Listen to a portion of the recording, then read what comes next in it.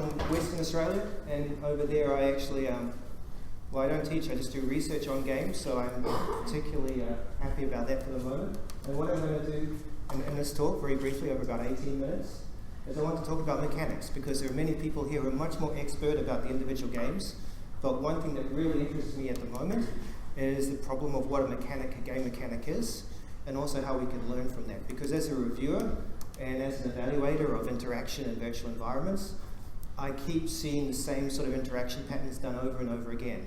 And I don't know if you agree with whether this is of relevance to archaeologists. That would be fantastic, because I'm not actually an archaeologist, I just want to be. So one thing that set off this post, which made me realize how crucial this issue is in The Guardian, there was an archaeological debate. A wonderful event was discovered in Yorkshire, of obvious relevance to people here, but the comments were most disturbing. So the typical ones were, for example, waste of time, energy and money, to no relevance to now and to the future, and then archaeologists hopped onto this thread as well and started talking about it, and it occurred to me there's a major problem in communicating what archaeology is and why it's of significance. And my field is more what I call virtual heritage, which is an oxymoron, because all the virtual heritage projects that I've looked at, none of them exist anymore, or you cannot find them. But one of the interesting things to me is over the last 15 years, and the last 10 years in particular, virtual heritage projects, where they create a recreation or reconstruction of a heritage site and they apply technology to it, they're becoming more game-like, becoming more game-based. But unfortunately, the interaction is actually not contextually appropriate. So they either borrow a game engine, or they borrow computer game peripherals, but when you go through, you don't interact in a meaningful and appropriate way to the content being depicted, in my point of view. And when they do have interaction, at most it tends to be find things and shoot things. So about 15 years ago, or 17 years ago, I was lucky enough to get a scholarship to work with Lonely Planet, and it was on internet tourism, and they said you have 3 years to do something to do with the internet, something to do with tourism, and something to do with 3D. So I decided to look at World Heritage sites, and I chose Mexico, of course. But one of the things that occurred to me when I spent a year looking at virtual reality, because at that stage I was doing virtual environments and not game design, was that of all the virtual environments and virtual reality projects that worked, the only two that seemed to make money and lasted were flight simulators and games, computer games. So it seemed to me there were 3 major types of virtual environments, and because I came from architectural history, more perhaps my bias, but most of them were just visualization. They were fly through and walk through, and you didn't do anything, you didn't learn through interaction. Some of them, like computer games, they support activity, but there are almost no virtual environments in which you learn about other people or you learn about yourself. And I call that hermeneutic environments.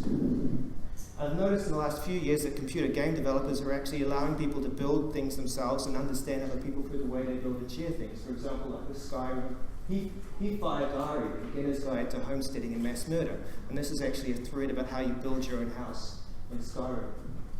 But it occurred to me that when we look back at hermeneutic environments, firstly, I hadn't specified we learn about ourselves or we learn about other people, but also computer games actually reveal the culturally specific ways in which we learn about other people or we learn about ourselves. And as for mechanics, it seemed to me that we hadn't had a strong discussion of what are the interactive parts of the game in which people learn. I've got another 10 minutes. Yeah. So my paper is basically how do mechanics and how do game rules aid understanding? And my question to you, I'm not going to have time to talk about this, is how can archaeology use these game mechanics? Well, the problem is first, everyone disagrees on what mechanics actually are. So there's a framework, for example, mechanics, dynamics, and aesthetics framework. And mechanics are, I guess you can't see this, the agents, objects, elements and their relationship in the game. They define the game as a rule-based system, specifying what there is, how everything behaves, and how the player can interact with the game world. And then from there come dynamics, and aesthetics is just the way the game is built. But that covers everything. And unfortunately, there's still people, even this year, debating about what mechanics are. So if you speak to a game developer or a game player, they'll end up within about 4 days totally disagreeing with everything the other person says. And in the heading, tools, rules, chance, options, levers, there's 5 different ways people seem to see mechanics. So a game mechanic is a tool that's used to build blocks or gamify, or it's a construct of a rule, not necessarily a rule, a construct of a rule, or it's a major chunk of gameplay, or it's the rule that allows a player, blah, blah, blah, or it's the mechanics by which you interact with the game dynamic, or, and this is the one I probably like best, a mechanic is the way in which the game moves forward. And all the virtual environments that I've seen in terms of heritage and archaeology, we don't tend to think of game mechanics as how does the game move forward, and I don't meet people discussing in what ways is this a game whereby if you learn one thing, you learn another thing. In fact, what do we learn from these archaeological simulations? So that's why I think mechanics are important. So the 3 major issues is people don't think we can define mechanics, and they don't agree with each other, or they mean far too many things, or everything is a mechanic. So in this last one is this forum of gamers said, what do we not want in games? Basically everything. Camera views, cutscenes, respawning enemies, it's lost definition. And the interesting thing, particularly for archaeological simulations and e-learning environments, which to my mind are often more gamification than games, is that even the gamified experts are saying, well, the problem with gamification is we look at games, and games are inherently fun, and what we're trying to gamify inherently is not. And this is a gamification person admitting this. But I should briefly mention this is actually in Trondheim, where I'll talk to you about it afterwards. So it's a fantastic process which uses real artifacts. And if we look at what I think are the common archaeological environments in the classroom, they tend to be point and click, which is probably good for classroom discussion. And this Danish Serious Games Interactive specializes in this, which is fantastic. But I find it frustrating on a number of levels. I see them more as gamified products rather than games themselves, and I think we can do better in terms of meaningful interaction. So I had a quick look at Roger Caillat's form of play, and it was quite famous in game design, but it was debunked about 10-15 years ago. But his notions of 4 forms were non-digital games, so anthropological history of games, competition or chance or vertigo or mimicry. He's saying traditional games use one of these 4 forms or one of these 4 features, or all of them. And I thought there's something really interesting here in that the sense of we have almost all computer games are competition or strategy based. Some of them involve chance, and I mean even Snakes and Ladders, to me that's pure chance and I can't stand it anymore. But also with our shooter games we have vertigo and links, but almost no games do we have mimicry, where you have to mime the other person. And that's actually one of the ways in which we learn about culture, and that's missing from computer games. For various reasons. The major one, I think, is the interface is too limited, or at least it used to be. There is one counterexample, Spy Party, which is in which you have to observe other people and find out who is the killer, but it's been in beta for 6 or 7 years, so I don't think the solution is that easy. So all of these forms might be able to be used for archaeology, but another way is, and this is quite common, is to create a more systematic, all games have to involve these sorts of conflicts. So here's 9 structural subsystems, which the game designer, game teacher says needs to happen. And then what I think is more important is, he says, don't tell me what you want in a game, tell me how it works. And this is kind of the start of mechanics. So here he lists all these questions when you're designing a game, and at least half of them could apply to how we make an archaeological game. What kinds of skills do you need? What's the outstanding mechanics? So forth. But it's probably not that easy to simplify. And if we look at some of the simpler archaeological games, such as this one, Archaeology, the New Expedition, at least this creates some form of constraint and affordance. So this is a simple card game. And one thing I like about these board games and card games, the reviews, you actually learn about what people are doing. You learn why they do it. Unfortunately, though, you don't really learn about the process involved, and it doesn't really make you think further. So this quote here is actually the project director blog for the Norfolk Medieval Graffiti Survey. After about 6 years, they found all the answers to who wrote these, but they don't know why. And I personally think that rather than create hermetically closed archaeological games, we could allow them to question and build their own interpretation into the game. So it seems to me, if we go back to mechanics for a brief second, there's at least 5 different types of mechanics. So game progression mechanics, so it progresses the state of the game. Performance mechanics and rewards, so the players improves their skills, and you give them more skills because they understand the game better. The narrative mechanics to forward the story. The behavioural and role assimilation mechanics, and this could help role-playing games, which are not, in my opinion, real role-playing games. You don't really learn how to play a role, you just take a character with points in all of these games. And insight and reversal mechanics, and this happens in machinima.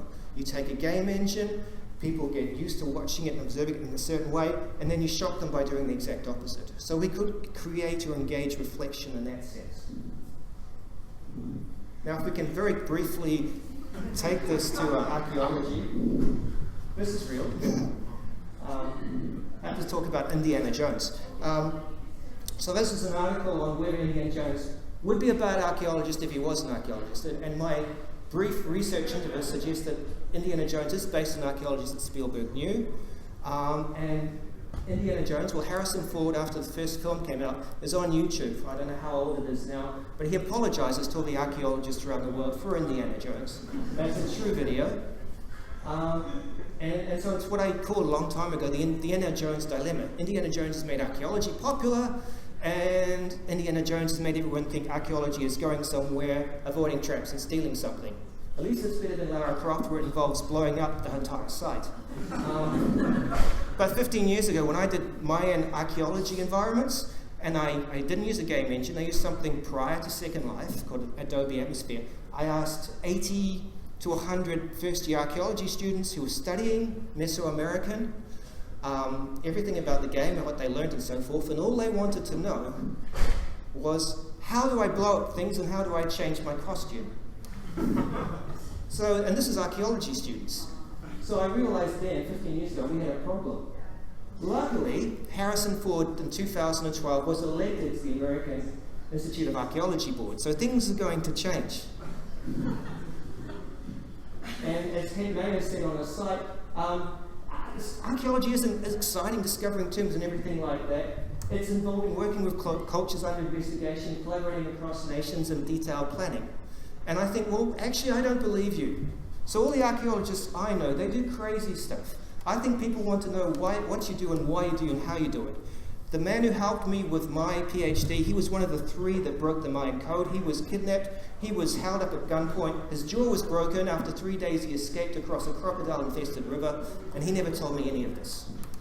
So I think archaeology, the process of it and why you do it, is also of great interest to people. It's not just the facts and the sources and the artifacts. So moving on to conclude, of course, with Big Bang Theory. This is an in-depth analysis of Indiana Jones as a film and a story. And Sheldon says he questions how you could attack the first Indiana Jones film. Note, the first Indiana Jones film. He says it's a love child of Steven Spielberg and George Lucas, 2 of the most gifted filmmakers of our generation. I defined you to find a story problem. Anyone know the story problem? So she says Indiana Jones plays no role in the outcome of the story, and it's true. If he hadn't gotten in the way of the Nazis, they would still have blown themselves up at the end.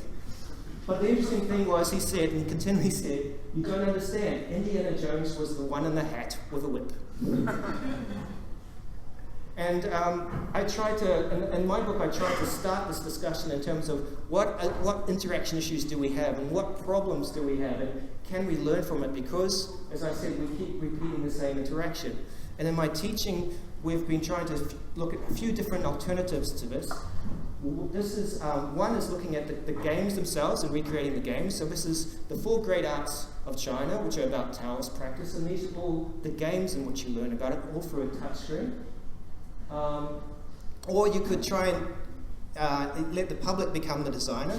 And Demetrius Lasset in Brazil, he taught people how to do panoramas, insert videos into them to explain the church, one of the most famous cathedrals in Brazil. And then they used $10 or $5 Google VR headsets made out of cardboard. And after teaching his community, there was no graffiti in the church anymore. So that's another issue, another way of resolving it. This is a supervision of a machinima project to build a game framework for young Aboriginal children to learn the mythology from the elders and convert it back into a game. We also did 10 years ago, and then lately Biofeedback. So this is from 10 years ago. We took a zombie game because it was easier, and the zombies can sense you. They can sense your fear, your calmness, your anger. They go on the side of your vision when you're really scared. The colours change, the shaders change, the music change, etc. But the most impressive thing for people was actually the music changing in terms of the biofeedback. But you could also use this for archaeology, for example, when you enter a temple and when you calm down, things happen. So it doesn't have to involve zombies. No, it's more fun. I'm currently working on a project with the Turing Tests, where you are actually trying to pretend to be an inhabitant, and the NPCs try and find out who the imposter is. And I believe that's another way of learning about culture. But of course, we also have the surround technology at Curtin, which is quite cool, except there's some major issues. So we have 4 screens, 24 million pixel screen, an 8 meter wide cylindrical screen with tracking in stereo, the wedge in stereo, and a sort of semi-dome where we have panoramic movies, etc.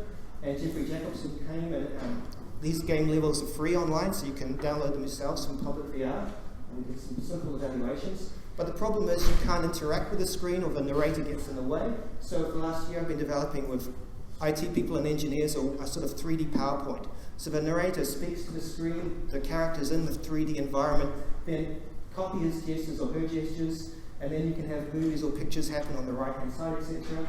You can point to things yourself. So there's no computer interface like a Windows or joystick. And it's got a physics engine as well. So I'm looking at ways of exploring that. And I've also, 2 years ago, organised a conference in Copenhagen on infrastructures to see how we could get past simple closed-off projects. And of course, everyone just talked about their own projects, so it was kind of a disaster. But from what I learned from that, well, first there's a book coming out on digital heritage infrastructures this year, I hope, with all these writers. And secondly, UNESCO has actually approved for me to get a chair in actually examining the public tools to build an infrastructure in which the game itself and the journal outcome and the way in which you do interaction are all linked, and we'll explain how you can build all of it. So to conclude this very hurried talk, I still think mechanics are unresolved. I think they're of particular interest when we develop archaeology environments, and I think we can use the mechanics themselves to make people look at their own perceptions of archaeology and the site in question. Thank you.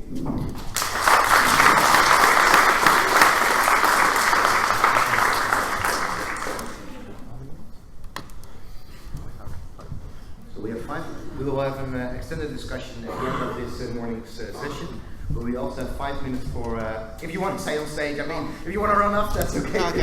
But we have 5 minutes for some small questions. Please wait before I get to you with the mic, because we also want to have the people on the stream enjoying this question and answer round. No questions. Well, yeah, there we go. There should always be questions there. Hi, you spoke briefly about gamified products and games, and I think you came a bit down gamified products, but for me they seem to be advancing game mechanics. Would that be true or not? There's two questions in that. Mm-hmm. First, also, so if I said I was down on gamification, in fact, I was a technical writer once and I used it myself. I'm not. But secondly, yes, they do use mechanics, but they don't always use other issues of games. And I think there's a wonderful paper by Thomas Malone from about 1981 where he goes through the 4 elements of games. And what he did was he showed these children games, boys and girls, and then he took away elements until they were no longer fun. And that's a wonderful paper, and I think gamification people could use it.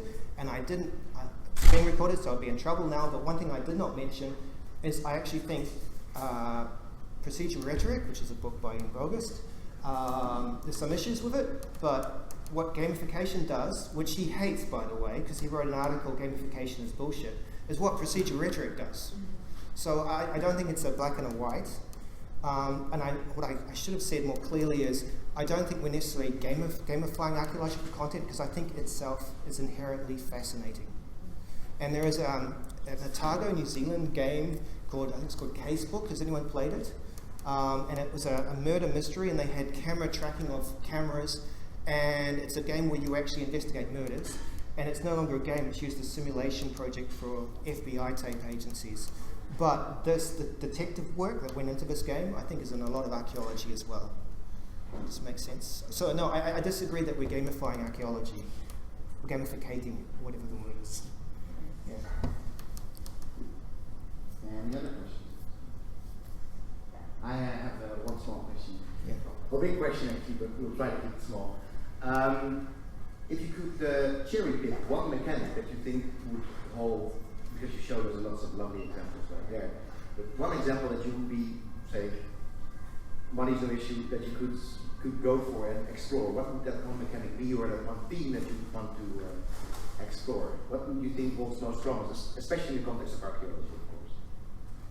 Angus, I love you and I hate you. That is a wonderfully difficult question, and that gets to the crux of if there was one mechanic. Firstly, I probably didn't make it clear, it should be context driven, right? So that is the problem. On the one hand, we want to have a game which totally relates to the context. On the other hand, we want to extrapolate those mechanics so we can use them in other games and when we're not repeating after each other. The one mechanics. I haven't actually said what I think actually is a mechanic either. Right. So you're asking two questions, very tricky. I'm more interested in, say, machinima. There is a game, I think it's called Level 42 or something. It's a 2D platform game, and as you play it, it suddenly becomes a 3D game. Fantastic, right? And if there's anything I would like to do, it would be that moment of euphoria, of sudden understanding where everything you've done, you realize it's built on a charade, or it does the opposite of what you thought it was going to do. I would like to do something like that. Good answer. Thanks. Sorry that you already hate me right now. Oh, it's more love. I think we have time for one more short question. Oh. Yeah. Hi, I just had one question. During your presentation, you mentioned several different game types of sorts, and one that I really missed was the real-time strategy, and I was wondering if you maybe had a reason for omitting that one in your presentation. Yes. So I have written a paper which I don't know is even accessible on different types of games where I talk about RTS, etc. quite a lot. And I guess this gets back to my bias, but some of the more famous real-time strategies, say the city building games, they're built on completely hypothetical principles of what a city is designed as. And I'll get into serious trouble talking about it because people have built their careers on RTSUs for history and so forth, and yet to me the principles of what they're using are completely hypothetical. So if you're teaching people theories of how to build a city, for example, or how to build resources, that's fantastic. But what the problem I have is people play this game and they think that's what the Romans did, for example. So I have some ethical issues with RTS, but I had a classification of archaeology games where I talked about RTS and other things, so I didn't mention it here because I think it's old and I think other people here are going to talk about it in a much better way than me. So, thank you. Thanks, Erik. Yes.